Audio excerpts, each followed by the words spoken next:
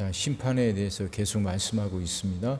어제 봤던 말씀은 헬라인에게나 유대인에게나 차별이 없다 하는 말씀이었죠.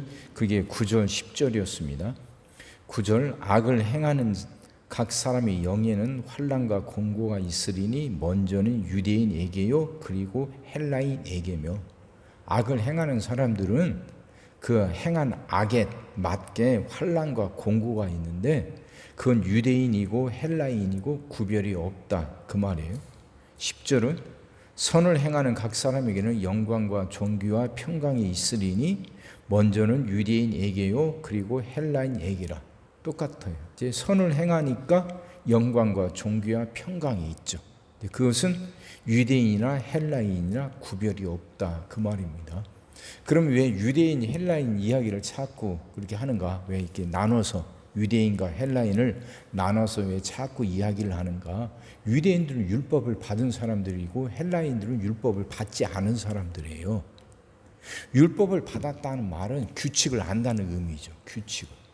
그죠? 그러니까 어떤 게 죄이고 어떤 게 선인지 그거 알려주는 게 그게 율법이잖아요. 그러니까 경계의 규칙이죠. 그게. 유대인들은 경계의 규칙을 알고 경계를 하는 것이고 헬라인들은 율법을 받지 못했으니까 경계의 규칙을 몰라요. 그리고 경계를 하는 거죠. 사람들이 이렇게 생각한단 말이에요. 이렇게. 그러니까 율법을 받은 사람들, 경계의 규칙을 아는 사람들이 경계를 하는데 훨씬 유리한 거 아니냐. 헬라인들은 율법을 받지 못했으니까 경계의 규칙을 모르는 것이고 경계의 규칙을 모르고 경계를 하려니 불이익이 많은 거 아니냐 이 생각을 하는데 바울은 그게 아니라는 거예요. 똑같다는 거예요. 왜 그러냐? 먼저 경계의 규칙을 모르는 거, 그러니까 율법을 받지 못한 그 이방인들, 헬라인들은 비록 율법을 받지 못했지만 그들 안에 이미 하나님 주신 율법이 양심에 새겨졌다 그 말하는 겁니다. 본성에 새겨졌다는 거예요. 그게 14절 말씀입니다. 율법 없는 이방인이 본성으로 율법의 일을 행할 때는 이 사람은 율법이 없어도 자기가 자기에게 율법이 되나니. 하나님이 사람들의 양심 속에 새겨주신 율법이 있다는 거예요. 그러니까 사람들은 본성적으로 본능적으로 어떤 게 선이고 어떤 게 악인지 안다는 거죠. 이해가 되시죠? 이게 사람이 가지고 있어요. 그러니까 사람은 헬라인이든 유대인이든 다 똑같이 하나님의 형상대로 지음받았어요. 교회를 다니든지 교회를 안 다니든지 똑같이 하나님의 형상대로 지음받았단 말입니다. 하나님의 형상대로 지음받았으니까 사람들 속에는 어떤 게 선이고 어떤 게 악인지 구별할 수 있는 본성이 있단 말이에요. 본능이 있단 말이죠. 그러니까 그들도 율법을 받지 못했다 할지라도 그 본능이란 게 있단 말이에요. 그 본능대로 행하는데 거기서 선이 무엇이고 악이 무엇인지 아니까 차별이 없죠. 율법을 먼저 받은 사람들, 그것이 그들에게 굉장히 큰 혜택이 되고 큰 유익이 될 것 같지만 아니란 말이에요. 결국은 뭐냐? 그 사람의 행한 대로 보응받는 거예요. 행한 대로. 율법을 알았든 율법을 알지 못했든 심판의 기준은 그 사람이 어떻게 행했느냐 이거예요. 율법을 아느냐 모르느냐가 아니라 그 사람의 행동이 어떻느냐. 이걸 좀 더 말하면 교회 이게 그러니까 신앙의 뭐 이게 연주가 깊고 얕고 이 차이가 없는 거죠. 내가 어떻게 살았느냐 하는 거예요. 자, 이걸 갖고 심판하니 심판 앞에서는 불공평하다, 불의가 없는 거죠. 누구나 똑같아요. 그래서 그 심판은 결국 우리 안에 무엇이 있었는지를 드러내게 됩니다. 16절이에요. 곧 나의 복음에 이른 바와 같이 하나님이 예수 그리스도로 말미암아 사람들이 은밀한 것을 심판하시는 그날이라. 사람들이 은밀한 것 속에 감추어졌던 것, 그 사람의 동기까지도 다 드러나게 되고 그것이 심판받는다는 거죠. 이 말씀 잘 생각해 보세요.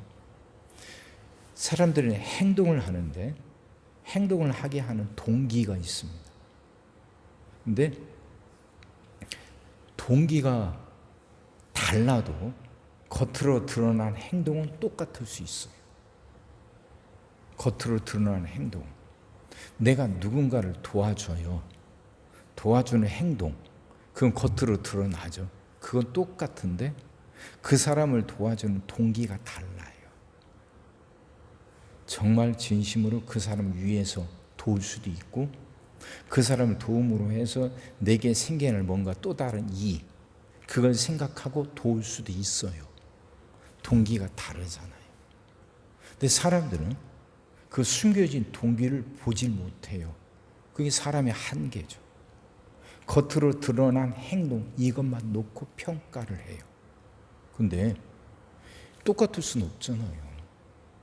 진심으로 그 사람을 위해서 돕는 사람과 뭔가 다른 생각, 다른 유익을 노리고 돕는 것과 똑같을 수는 없잖아요.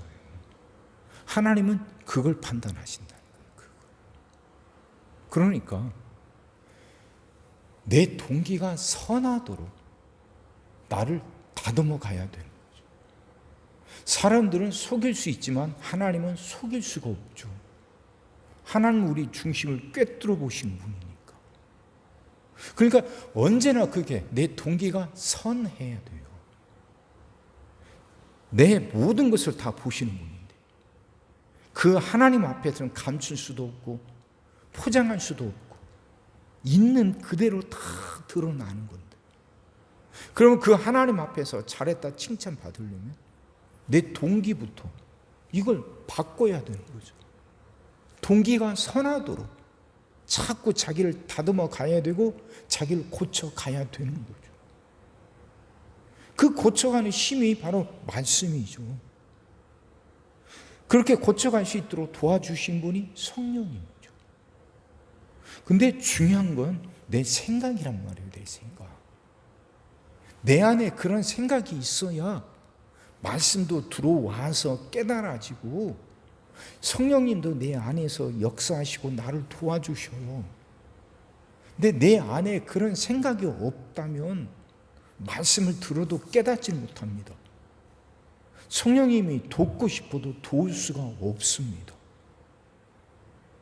생각이요, 생각.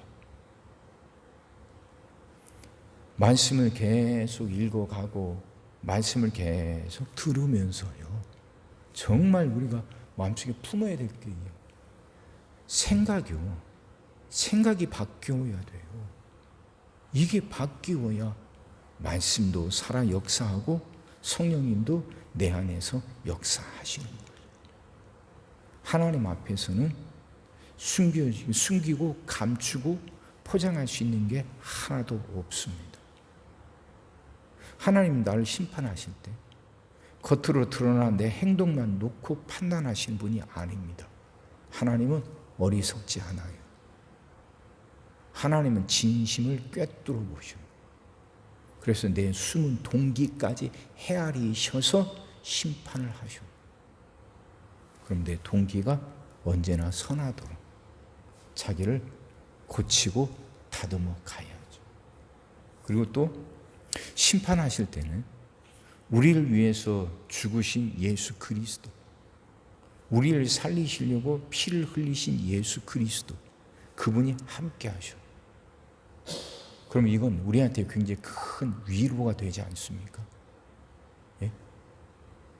그죠? 심판하시는 분, 무섭고 두려운데 나를 위해서 십자가에서 피 흘리신 그분, 예수님이 하나님과 같이 나를 심판하셔. 그럼 그 예수님은 엄격하게 인정사정 없이 피도 눈물도 없이 따지시는 분이 아니라 나를 잘 아시고 내 아픔과 슬픔까지도 다 아시는 분이니까 나를 긍휼히 여기시려는 하는 마음으로 심판하실 거 아닙니까? 그럼 그게 위안이 되잖아요. 말씀이 이해가 되시죠? 자, 예수님이 심판할 때 나를 심판하는 자리에 같이 계신다는 것은 구렁이 담 넘어가듯이 은근슬쩍 넘어가시는 분이 아니란 거예요. 그게 아니라 내 사정과 형편을 아시는 분이 함께 하신다는 거예요.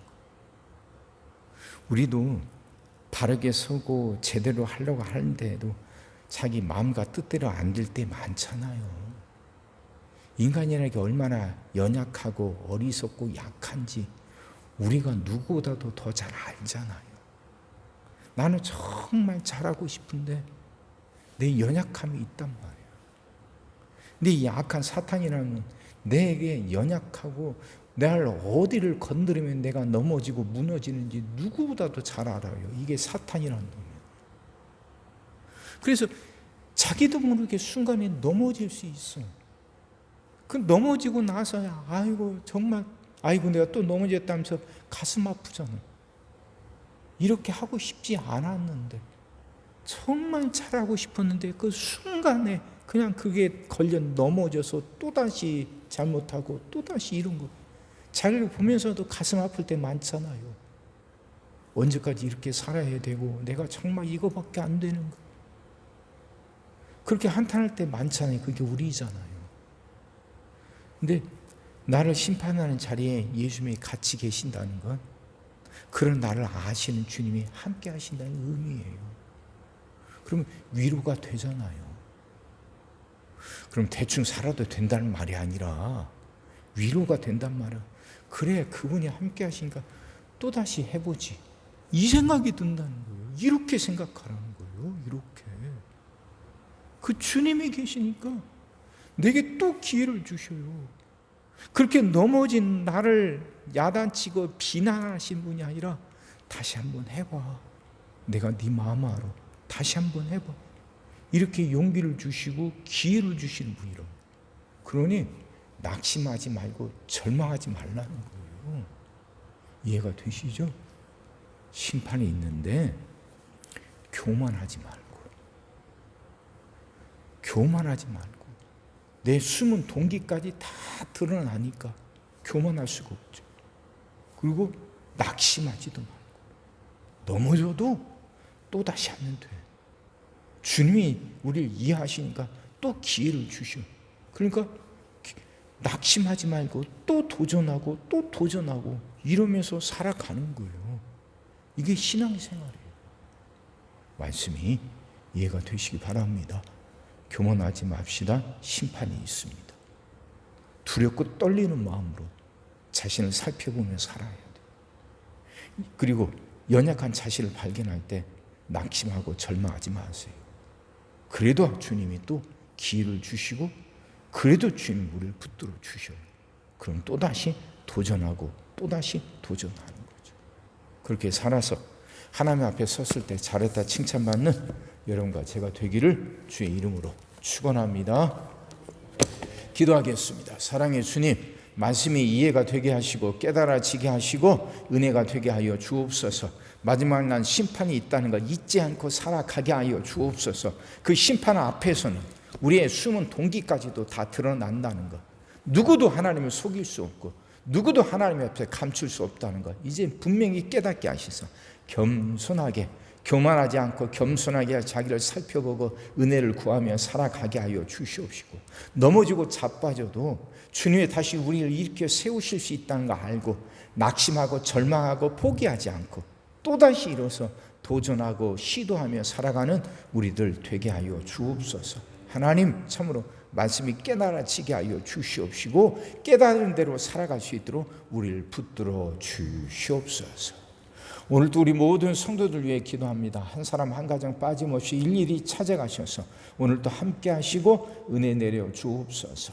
가정들이 다 평안하게 하시고 식구들이 다 건강하게 하시며 생업이 다 형통하게 하시고 문제들이 다 해결받게 하여 주옵소서. 우리 자녀들을 축복하시고 앞길을 열어 주옵소서.